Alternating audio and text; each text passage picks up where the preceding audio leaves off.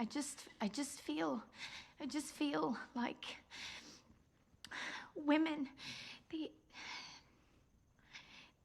they have minds and they have souls as well as just hearts, and they've got ambition and they've got talent as well as just beauty. And I'm so sick of people saying that love is just all a woman is fit for. I'm so sick of it. But I'm so lonely. Existe tipo de filha que nunca faz barulho, não porque não tenha algo a dizer, mas porque aprendeu cedo e silenciosamente que as coisas funcionam melhor quando ela não interrompe o equilíbrio. Ela é educada, tranquila, sempre atenta à temperatura emocional do ambiente, ajustando-se sutilmente para manter tudo em paz. Não porque alguém mandou, mas porque o sistema ao redor recompensava cada vez que ela desaparecia só um pouco. Os sorrisos vinham mais rápido quando ela concordava. A atenção sumia quando ela se afastava, o ambiente ficava mais leve quando ela se fazia menor. Então, ela aprendeu a reduzir o próprio peso, não de forma dramática, só o suficiente para evitar o tipo errado de atenção, só o suficiente para se sentir segura. O que significa ser fácil de criar e, talvez mais importante, quem se beneficia dessa facilidade. Nos jantares ela ficava em segundo plano, na escola seguia as regras.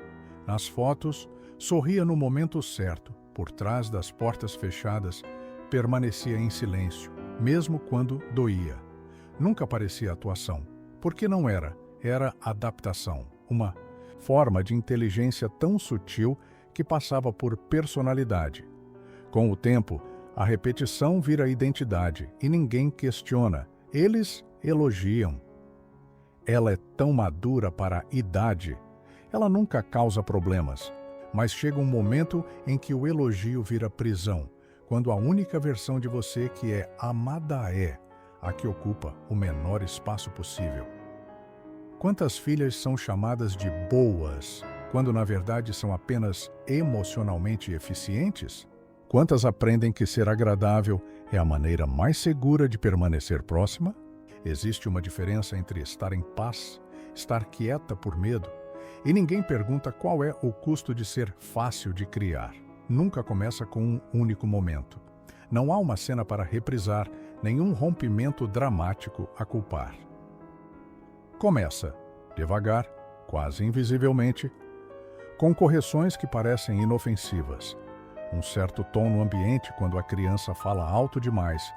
Um olhar distraído quando ela tenta expressar decepção. Fale mais baixo. Não seja tão sensível. Não é grande coisa. Esses não são atos de crueldade. São atos de calibração. E as crianças, especialmente as sensíveis, são ótimas em calibrar. Elas não precisam ser punidas para se adaptarem. E só precisam perceber o que é recompensado e o que não é.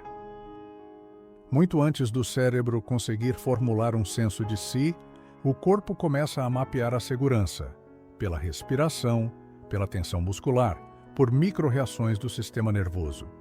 Donald Winnicott chamou isso de o surgimento do falso self, uma camada protetora construída em resposta a um ambiente que não consegue tolerar a verdade emocional total da criança, e assim ela aprende a expressar apenas o que cabe, não porque seja falsa, mas porque é relacional. Ela quer conexão. E quando a conexão é condicional, ela se molda para mantê-la. Gabor Maté fala sobre esse conflito como uma fratura entre autenticidade e apego. Quando uma criança sente que ser totalmente ela mesma ameaça o vínculo, ela escolhe o vínculo. Sempre. O custo é invisível no começo. Um aperto na garganta antes de falar. Um hábito de observar o rosto dos outros antes de terminar uma frase.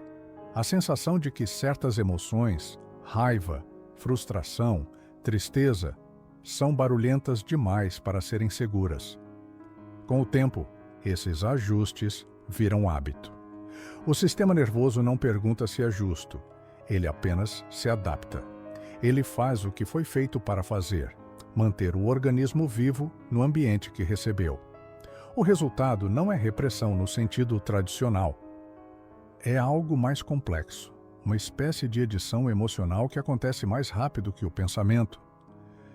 Ela começa a sentir as coisas parcialmente, a processar emoções por um filtro, cortando as partes que podem provocar desconforto, não só nos outros, mas em si mesma.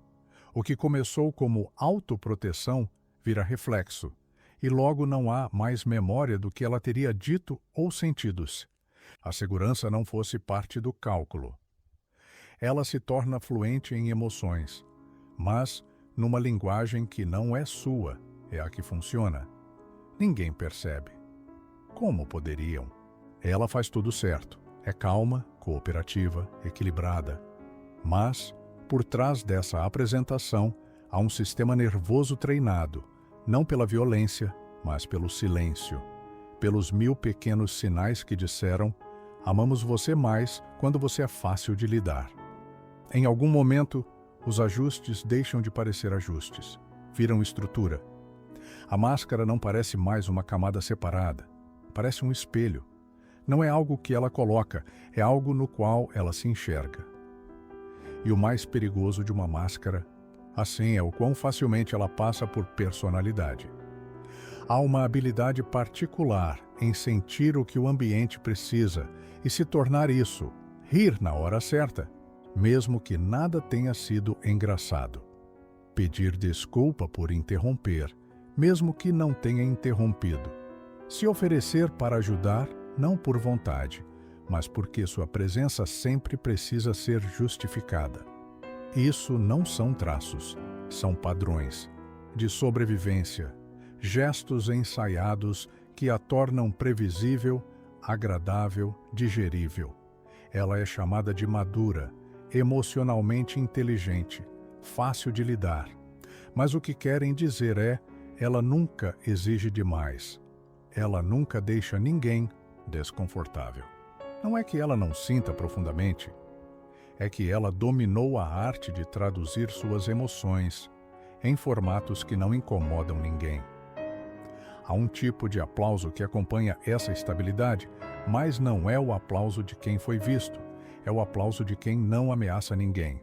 Winnicott descreveu esse fenômeno como o falso self, uma adaptação psicológica que se desenvolve quando o verdadeiro eu da criança é considerado demais para o ambiente. O falso self não é uma mentira, é um compromisso, uma versão negociada do eu, construída para preservar o relacionamento. Com o tempo, essa versão se torna mais fluente que o original. E a tragédia é que o mundo a recompensa por isso. As pessoas elogiam o que interpretam como confiança, quando na verdade é só hiperatuação emocional. Admiram a calma, quando na verdade é ausência de expressão. Confundem previsibilidade emocional com força. Mas ser previsível não é o mesmo que ser inteiro. E ser agradável não é o mesmo que ser honesto.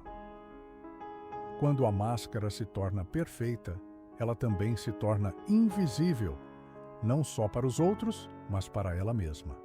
O que começou como adaptação, eventualmente se transforma em apagamento. Não é alto, não é repentino.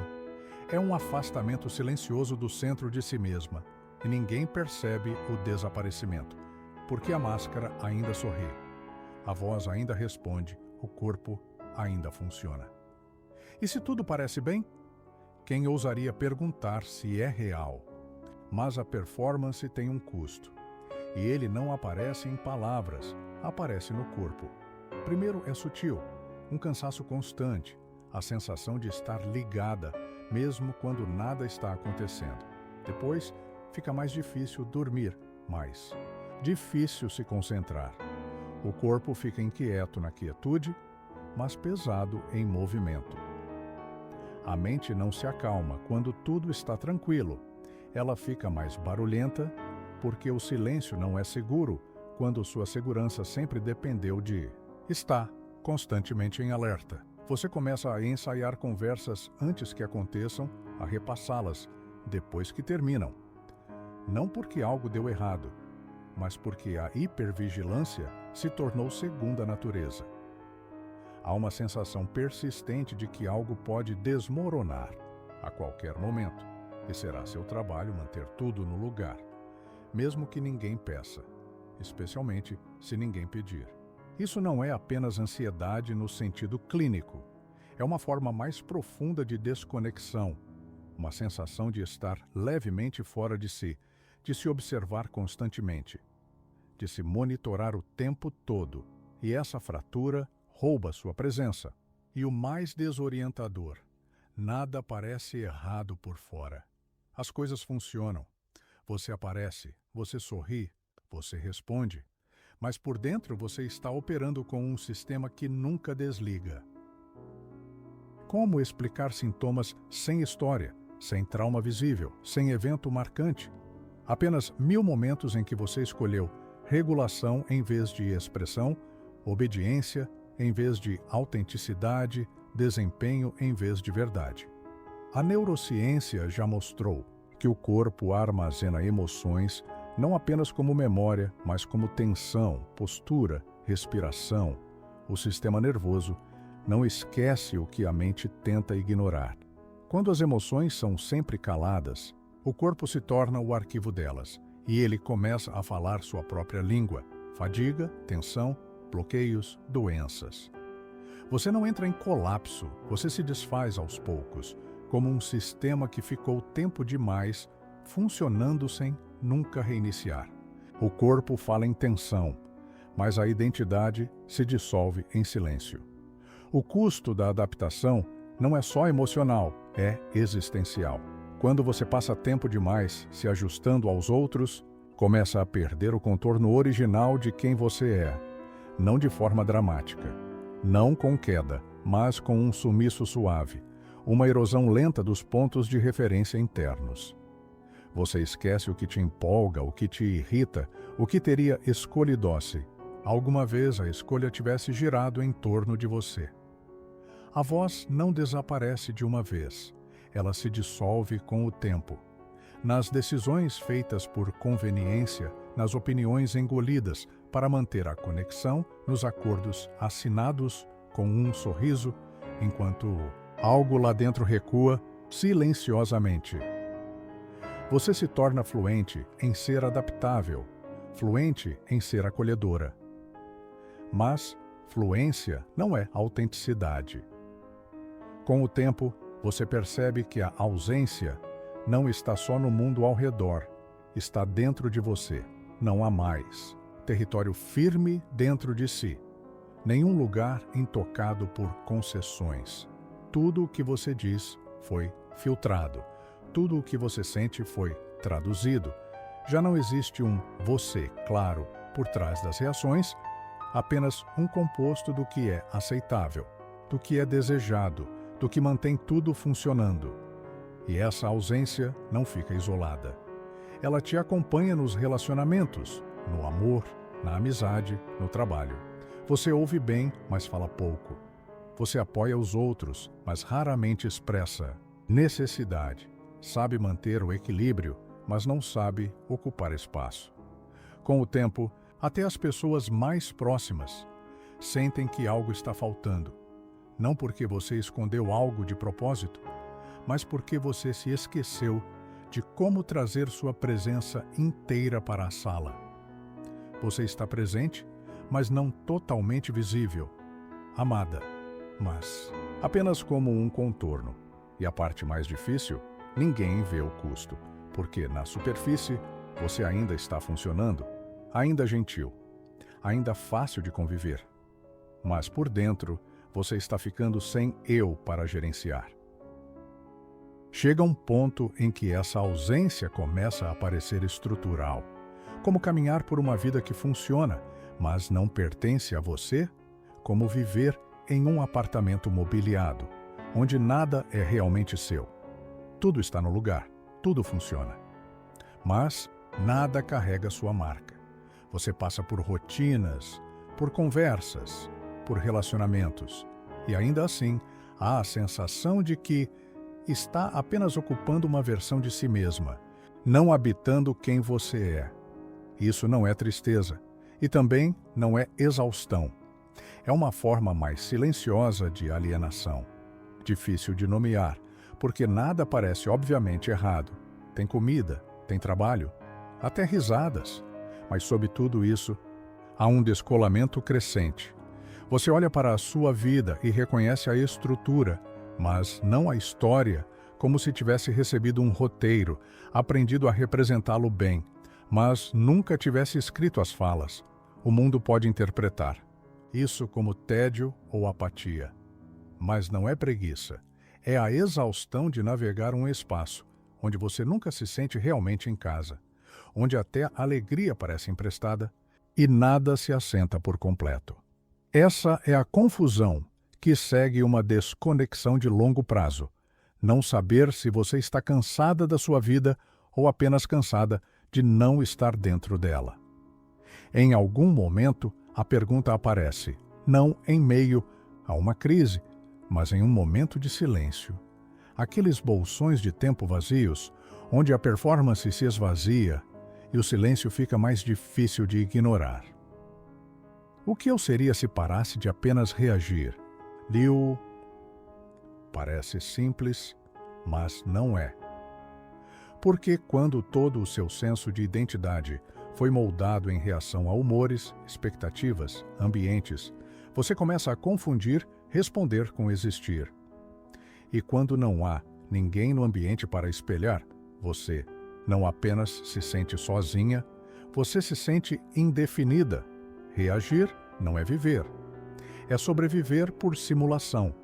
Durante anos, a vida foi sobre antecipar o próximo sinal, ler o clima emocional, preparar a resposta adequada. Mas nesse processo, algo sutil se rompe. Você perde a distinção entre seus instintos e suas adaptações. Søren Kierkegaard escreveu que o maior desespero é estar inconsciente de ter um eu.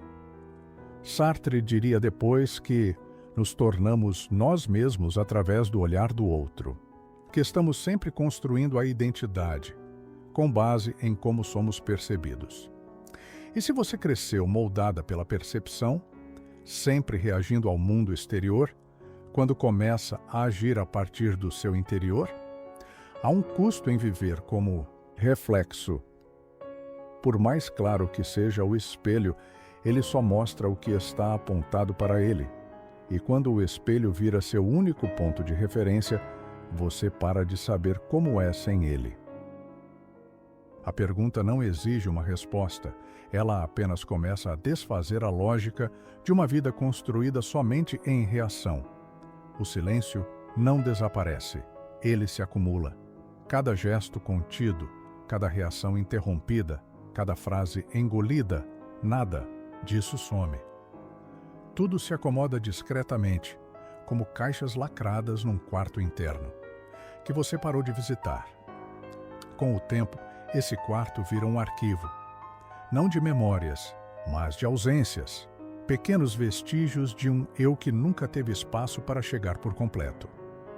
Cada silêncio se torna uma pasta, sem rótulo, sem toque, mas pesada.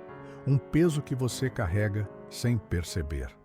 Até que um dia, sem motivo aparente, algo se abre. Não por crise, não por confronto, mas por algo ordinário. Uma música, um olhar, uma pergunta que você não esperava. E de repente, algo pisca. Não é dor, nem luto, apenas uma reconhecível suavidade. Você se lembra de querer algo. Algo simples, algo nada extraordinário. A liberdade de falar sem planejar, de descansar sem se desculpar, de escolher sem primeiro escanear a sala. E ainda assim, quando esses desejos antigos começam a emergir, eles parecem distantes. Não porque expiraram, mas porque foram enterrados, sob anos de comportamentos que faziam mais sentido para os outros do que para você. O desejo se torna difícil de confiar. A espontaneidade parece suspeita. Você hesita, não porque não sabe o que quer, mas porque esqueceu como é se mover sem calcular o impacto. E é isso que significa perder o mapa interior. Passar tanto tempo se moldando aos outros que até suas próprias preferências parecem adivinhações. O que você gosta, o que você acredita, o que você precisa.